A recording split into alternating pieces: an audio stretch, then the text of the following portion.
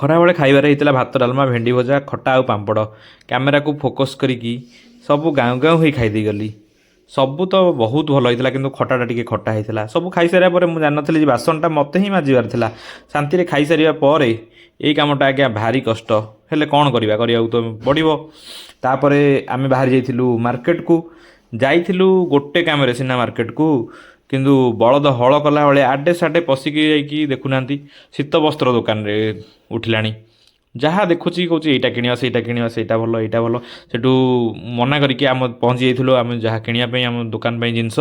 ସେଠୁ କିଣାକିଣି କରି ଘରକୁ ଫେରିଥିଲୁ। ଏବେ ଆମେ ବାହାରି ଯାଇଛୁ ଘରକୁ। ପହଞ୍ଚିଲା ପରେ ସନ୍ଧ୍ୟା ହେଇଥିଲା, ମୁଭି ପାଇଁ ରେଡ଼ି ହେଇକି ବାହାରି ଯାଇଥିଲୁ। ଦେଖନ୍ତୁ ମୁଭି ପାଇଁ ବହୁତ ଭିଡ଼ ଥିଲା। ମୁଭି ଷ୍ଟାର୍ଟ ବି ହେବା ପାଖାପାଖି ଆମେ ଟିକେ ଲେଟ୍ ହେଇଥିଲା ପହଞ୍ଚିଲା ବେଳକୁ। ଏବେ ଫାଇନାଲି ଆମେ ମୁଭିରେ ଅଛୁ। ସେଠୁ ମୁଭି ସାରିକି ଘରକୁ ଫେରିଲୁ। ଭିଡ଼ିଓଟି ଭଲ ଲାଗିଥିଲେ ଲାଇକ୍ କମେଣ୍ଟ ସେୟାର ସବସ୍କ୍ରାଇବ୍